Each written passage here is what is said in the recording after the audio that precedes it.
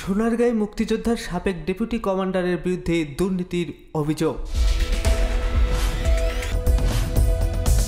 নারায়ণগঞ্জের সোনারগাঁও উপজেলা মুক্তিযোদ্ধা সংসদের সাবেক ডেপুটি কমান্ডার ওসমান গনির অনিয়ম, দুর্নীতি ও মুক্তিযোদ্ধা ভাতা আত্মসাতের অভিযোগ উঠেছে।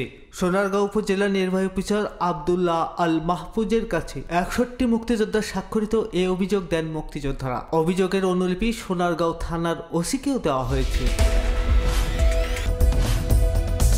মুক্তিযোদ্ধাদের দাবি, সোনারগাঁও উপজেলা মুক্তিযোদ্ধা সংসদে 2009 সাল থেকে 2024 পর্যন্ত ডেপুটি কমান্ডার হিসেবে ওসমান গনি দায়িত্ব পালন করেন। তিনি দায়িত্ব পালনকালে প্রকৃত মুক্তিযোদ্ধা 294 জন থেকে 5 শতাধিকে উন্নীত করে ভুয়াদের টাকা আত্মসাৎ করেন। মুক্তিযোদ্ধা সংসদের 2টি টেলিভিশন ও একটি এসি নিজের বাড়িতে নিয়ে ব্যবহার করেন। 2022 সালে নারায়ণগঞ্জ জেলা পরিষদ থেকে পাওয়া 20টি কম্পিউটার এবং 4টি এসি সোনারগাঁও উপজেলা মুক্তিযোদ্ধা কমান্ড কাউন্সিলে দেওয়া হয়। ওই কম্পিউটার ও 4টি এসি কোথায় ব্যবহার করছেন তার হদিশও নেই। আদমপুর বাজারে পৌর মুক্তিযোদ্ধাদের নামে বরাদ্দকৃত দোকানপাটের ভাড়ার টাকা আত্মসাৎ করেন তিনি। মুক্তিযোদ্ধা কমপ্লেক্স ভবনে স্কুল থেকে প্রাপ্য আয় ও রুমের ভাড়ার টাকাও আত্মসাৎ করেছেন। মুক্তিযোদ্ধা মন্ত্রণালয় থেকে বরাদ্দকৃত গৃহহীন মুক্তিযোদ্ধাদের বীর নিবাস প্রকল্পের টাকার বিনিময়ে সচ্ছল মুক্তিযোদ্ধাদের দিয়েছেন। অসচ্ছল মুক্তিযোদ্ধারা হয়েছেন বঞ্চিত।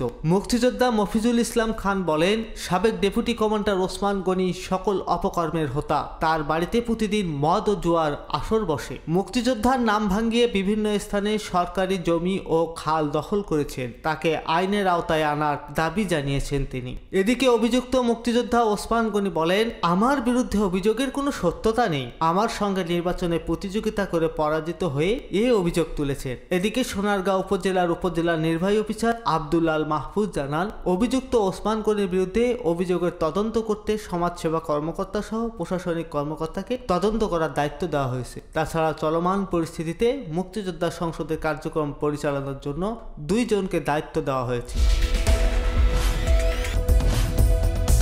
কবির হোসেন, সোনারগাঁ, গণমানুষের আওয়াজ।